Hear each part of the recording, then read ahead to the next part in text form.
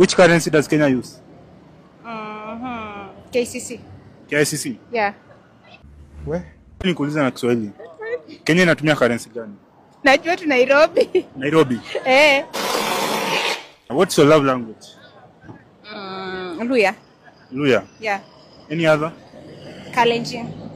Luya and Kalenjin. Yeah. How about Kiswahili? Even Kiswahili. Na English pia. Pia English.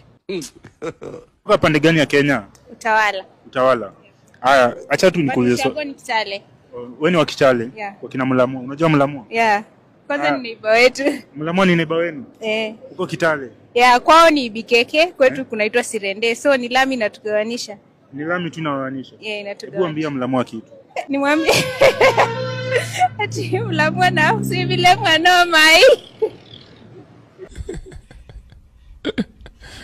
Sensational.